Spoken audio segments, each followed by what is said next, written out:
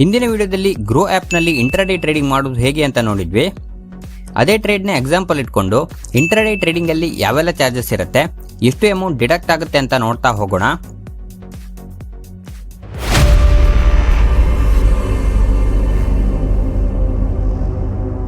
ಕೆಲವರು ಈ ಚಾರ್ಜಸ್ನ ಅಷ್ಟೊಂದು ಸೀರಿಯಸ್ ಆಗಿ ಕನ್ಸಿಡರ್ ಮಾಡೋದಿಲ್ಲ. ಆದರೆ ಒಂದು ವಿಷಯ ನೆನಪಲ್ಲಿ ಇಟ್ಕೊಳ್ಳಿ, ನಿಮಗೆ ಟ್ರೇಡಿಂಗಲ್ಲಿ ಪ್ರಾಫಿಟ್ ಆದ್ರೂ ಚಾರ್ಜಸ್ ಡಿಡಕ್ಟ್ ಆಗುತ್ತೆ, ಲಾಸ್ ಆಗಿದ್ರೂ ಚಾರ್ಜಸ್ ಡಿಡಕ್ಟ್ ಆಗುತ್ತೆ. ಇದೊಂಥರ ಸೈಲೆಂಟ್ ಕಿಲ್ಲರ್ ಇದ್ದಂಗೆ ಸೈಲೆಂಟ್ ಆಗಿ ನಿಮ್ಮ ಓವರ್ ಆಲ್ ಪ್ರಾಫಿಟ್ನ ಕಡಿಮೆ ಮಾಡ್ತಾ ಬರುತ್ತೆ. ನಾನು ಆಗಸ್ಟ್ 4ನೇ ತಾರೀಕು ಒಂದು ಈಕ್ವಿಟಿ ಇಂಟ್ರಾಡೇ ಟ್ರೇಡಿಂಗ್ ಮಾಡಿದ್ದೆ. ಅದರ ಡೀಟೇಲ್ಸ್ ಇಲ್ಲಿ ಓಪನ್ ಮಾಡ್ತಿದ್ದೀನಿ. ಇಲ್ಲಿ ಮೊದಲದಾಗಿ ಸಮ್ಮರಿ ಅಂತ ಇದೆ. ಟ್ರೇಡೆಡ್ ವ್ಯಾಲ್ಯೂ 1,95,571 ರೂಪಾಯಿ ಅಂತಿದೆ. ಇದರ ಬಗ್ಗೆ ಆಮೇಲೆ ಎಕ್ಸ್ಪ್ಲೇನ್ ಮಾಡ್ತೀನಿ. ಅದರ ಕೆಳಗಡೆ ಗ್ರೋ ಚಾರ್ಜಸ್ ಅಂತ 40 ರೂಪಾಯಿ ಇದೆ. ಇದು ಬ್ರೋಕರೇಜ್ ಚಾರ್ಜಸ್. ಒಂದು ಬೈ ಆರ್ಡರ್ಗೆ 20 ರೂಪಾಯಿ, ಹಾಗೆ ಅದನ್ನು ಸೆಲ್ ಮಾಡಿದ್ದಕ್ಕೆ 20 ರೂಪಾಯಿ, ಟೋಟಲ್ 40 ರೂಪಾಯಿ ಬ್ರೋಕರೇಜ್ ಚಾರ್ಜಸ್ ಆಗುತ್ತೆ. ಅದರ ಕೆಳಗಡೆ ಎಕ್ಸ್ಟರ್ನಲ್ ಚಾರ್ಜಸ್ ಅಂತ ಇದೆ. ಇದನ್ನು ಹೇಗೆ ಕ್ಯಾಲ್ಕುಲೇಟ್ ಮಾಡ್ತಾರೆ ಅಂತ ಎಕ್ಸ್ಪ್ಲೇನ್ ಮಾಡ್ತೀನಿ. ಇಲ್ಲಿ ಟ್ರೇಡ್ ಬ್ರೇಕ್ ಡೌನ್ ನೋಡೋಣ. ನನ್ನ ಟ್ರೇಡಿಂಗ್ ವಿಡಿಯೋ ನೋಡಿದ್ದಿದ್ರೆ ನಿಮಗೊಂದು ಕ್ಲಾರಿಟಿ ಸಿಗುತ್ತೆ. ಫಸ್ಟ್ ಇಲ್ಲಿ ಟ್ರೇಡೆಡ್ ವ್ಯಾಲ್ಯೂ ತೋರಿಸ್ತಾ ಇದೆ. ನೀವು ನನ್ನ ಟ್ರೇಡ್ ನೋಡಿದರೆ ಗೊತ್ತಾಗುತ್ತೆ.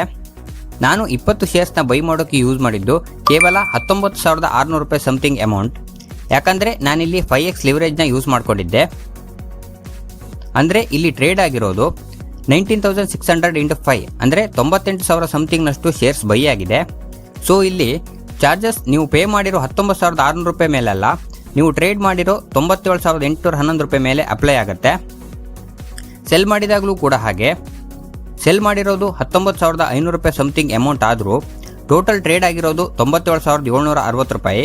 ಅದರ ಮೇಲೆ ಚಾರ್ಜಸ್ ಅಪ್ಲೈ ಆಗುತ್ತೆ. ಸೊ ಇಲ್ಲಿ total by value 97,811, cell value 97,760, total traded value 1,95,571 ರೂಪಾಯಿ ಆಗುತ್ತೆ. ಇದಿಷ್ಟು ಕ್ಲಿಯರ್ ಆಗಿದೆ ಅಂತ ಅನ್ಕೋತೀನಿ. ಆವಾಗಲೇ ಹೇಳಿದಾಗೆ ಬೈ ಆರ್ಡರ್ಗೆ 20 ರೂಪಾಯಿ, ಸೆಲ್ ಆರ್ಡರ್ಗೆ 20 ರೂಪಾಯಿ, ಬ್ರೋಕರೇಜ್ ಚಾರ್ಜಸ್ ಟೋಟಲ್ 40 ರೂಪಾಯಿ ಆಗುತ್ತೆ. ಅದರ ಕೆಳಗಡೆ ಎಕ್ಸ್ಟರ್ನಲ್ ಚಾರ್ಜಸ್ ಅಂತ ಇದೆ. ಅದರಲ್ಲಿ ಒಂದು ಎಕ್ಸ್ಚೇಂಜ್ ಟ್ರಾನ್ಸಾಕ್ಷನ್ ಚಾರ್ಜಸ್. ಇದು ಟೋಟಲ್ ಟ್ರೇಡೆಡ್ ವ್ಯಾಲ್ಯೂ ಮೇಲೆ ಕ್ಯಾಲ್ಕುಲೇಟ್ ಆಗುತ್ತೆ. ಇಲ್ಲಿ ಟೋಟಲ್ ಟ್ರೇಡೆಡ್ ವ್ಯಾಲ್ಯೂ 1,95,571 ರೂಪಾಯಿ ಇಂಟು 0.00297% ಅಂದರೆ 6 ರೂಪಾಯಿ ಆಗುತ್ತೆ. Next SEBI turn over charges. ಇದು ಕೂಡ ಹಾಗೆ ಟೋಟಲ್ ಟ್ರೇಡೆಡ್ ವ್ಯಾಲ್ಯೂ ಮೇಲೆ ಕ್ಯಾಲ್ಕುಲೇಟ್ ಆಗುತ್ತೆ. 1,95,571 ರೂಪಾಯಿ ಇಂಟು 0.0001% ಅಂದರೆ 0.2 ರೂಪೀಸ್ ಆಗುತ್ತೆ, ಅಂದರೆ 20 ಪೈಸೆ ಆಗುತ್ತೆ. Next stamp duty. ಇದು ಓನ್ಲಿ ಬೈಯಿಂಗ್ ವ್ಯಾಲ್ಯೂ ಮೇಲೆ ಕ್ಯಾಲ್ಕುಲೇಟ್ ಆಗುತ್ತೆ. ಇಲ್ಲಿ ಬೈ ವ್ಯಾಲ್ಯೂ 97,811 ರೂಪಾಯಿ ಇಂಟು 0.003% ಅಂದರೆ 2 ರೂಪಾಯಿ 93 ಪೈಸೆ ಆಗುತ್ತೆ. ಇದಾದಮೇಲೆ ಟ್ಯಾಕ್ಸಸ್. ಅದರಲ್ಲಿ ಒಂದು GST. ಇದನ್ನು ಟೋಟಲ್ ಟ್ರೇಡೆಡ್ ವ್ಯಾಲ್ಯೂ ಮೇಲೆ ಕ್ಯಾಲ್ಕುಲೇಟ್ ಮಾಡಲ್ಲ. ಇದನ್ನು ಕೇವಲ brokerage plus exchange transaction charges plus SEBI turn over charges ಇದರ ಮೇಲೆ ಟೋಟಲ್ ಆಗಿ ಡಿಸೈಡ್ ಮಾಡ್ತಾರೆ. ಇಲ್ಲಿ ಬ್ರೋಕರೇಜ್ 40 ರೂಪಾಯಿ, ಎಕ್ಸ್ಚೇಂಜ್ ಚಾರ್ಜಸ್ 6 ರೂಪಾಯಿ, ಸೆಬಿ ಟರ್ನ್ ಓವರ್ ಫೀಸ್ 20 ಪೈಸೆ, ಟೋಟಲ್ 46 ರೂಪಾಯಿ 20 ಪೈಸೆ ಆಗುತ್ತೆ. ಇಂಟು 18% GST ಅಂದರೆ ಇಲ್ಲಿ 8 ರೂಪಾಯಿ 32 ಪೈಸೆ GST ಆಗುತ್ತೆ.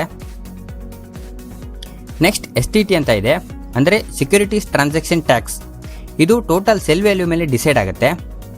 ಇಲ್ಲಿ ಸೆಲ್ ವ್ಯಾಲ್ಯೂ 97,760 ರೂಪಾಯಿ ಇಂಟು 0.025% ಅಂದರೆ 24 ರೂಪಾಯಿ 45 ಪೈಸೆ ಆಗುತ್ತೆ.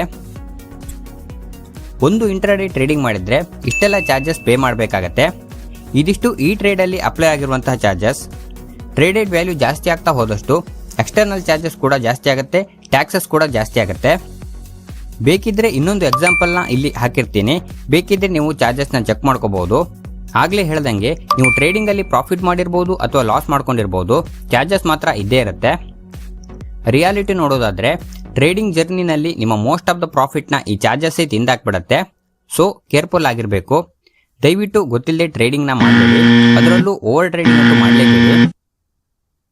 ನಿಮಗೆ ಈ ವಿಡಿಯೋ ಇಷ್ಟ ಆಗಿದೆ ಅಂತ ಅನ್ಕೋತೀನಿ. ವಿಡಿಯೋ ಇಷ್ಟ ಆದರೆ ವಿಡಿಯೋನ ಲೈಕ್ ಮಾಡಿ, ನಿಮ್ಮ ಫ್ರೆಂಡ್ಸ್ ಜೊತೆ ಶೇರ್ ಮಾಡಿ.